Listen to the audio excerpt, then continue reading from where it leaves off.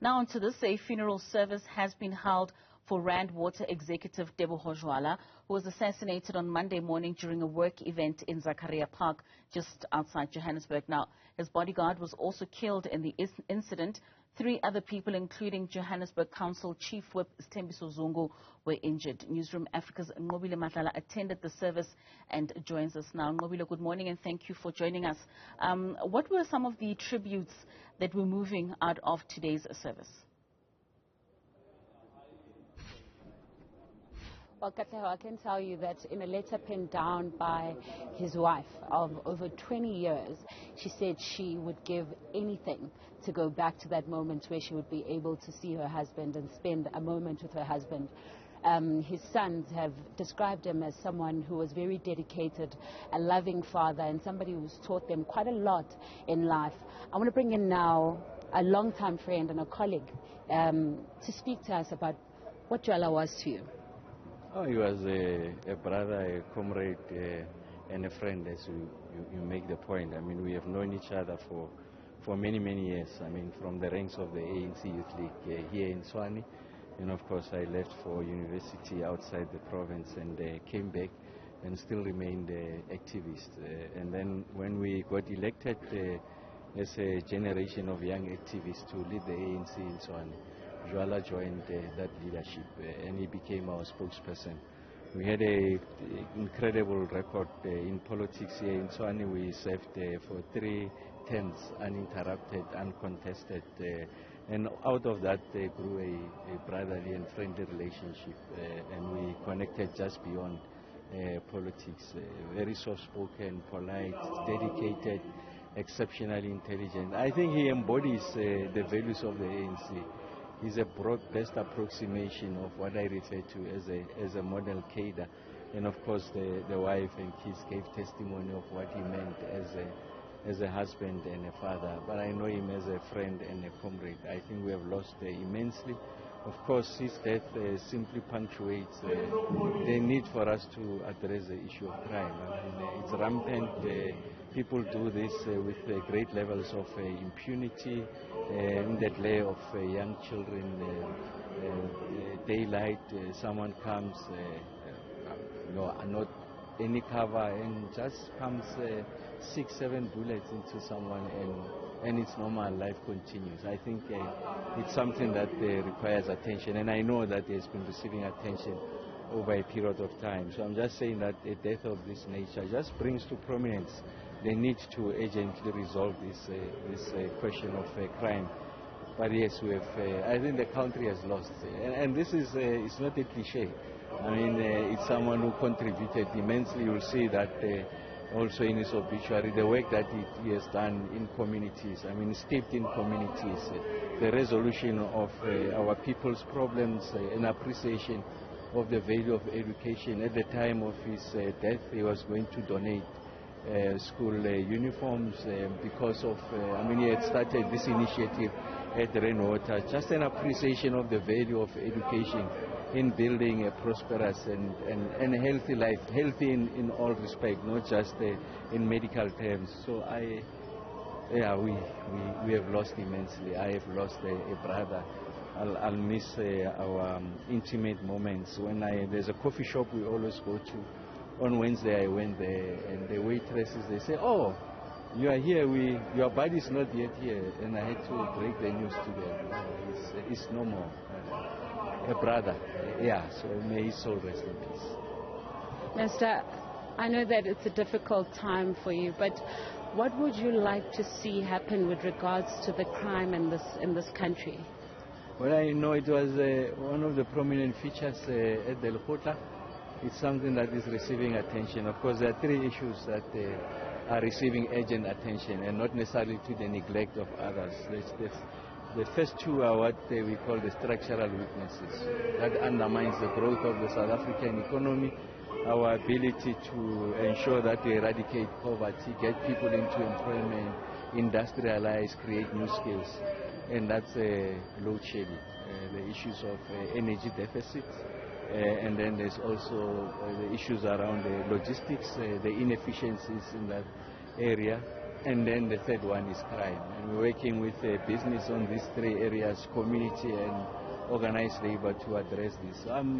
We have resolved at the Lekgotla. I'll leave that to the President in the next 5 days. He's delivering the State of the Nation address. You'll see it's a big feature of the State of the Nation address. He said the same when he delivered the January 8th statement. The need for us to fight crime. We are going to find that there are additional concrete measures we are proposing when he'll be unveiling the manifesto of the governing party on the 24th of February. So it's something that it's a permanent feature. Of course, no one will invest in a country that is infested with crime. People just don't feel safe. Leave the Joala incident alone, just the everyday experiences of average people, the muggings and all of that. The fact that Rainwater saw it fit to improve security around him, 4 bodyguards, 5 bodyguards, but they were still brazen to do that. So what about an average person? This is what they encounter on a daily basis. The people of Diepsloot, Khayelitsha, you mentioned them, the farmers, everyone across the board. That's what we are experiencing. Is a sad part. Of course, it's closer to home now because you've lost a friend.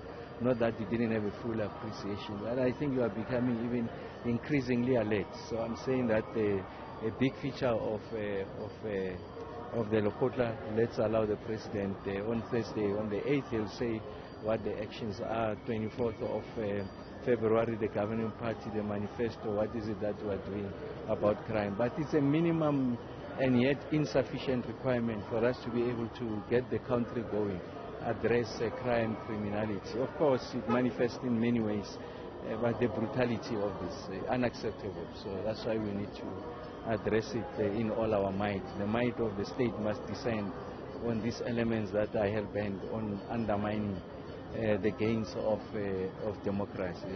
So I'm confident that the President will be able to be, give guidance on additional measures to what Comrade Bekile is doing. Lastly, Minister, I want to take you back to one of the moments that you can remember with the late Joala. If you can perhaps give us one that you will always remember. Well, there's lots of them, but the one that sits in my mind is when we'll be having REC meetings and it will be exceptionally hot, and of course I'm in the chair, I want to enter the fray. He will say, oh, Chair Mdula Stule, he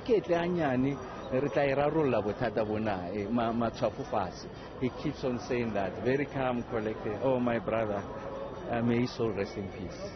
Thank you very much for speaking to us. Very emotional, Katlego. A lot of people will remember him for being exceptional. The minister there saying that he's worked with him, he's been with him, he's a long-time friend, and he will always remember the moments that they've shared together. And of course, behind me, what you see now is people that are coming out at this very point. They've come out of the actual funeral that was taking place, and they're on their way to now the grave site. But very emotional indeed for quite a lot of people that have heard and seen what this man has played a role in their community. And we are hearing now from the minister that one of the major things that they're going to be looking at, and what the president is going to also speak to, is the fact that there's going to be a great focus on fighting and tackling crime.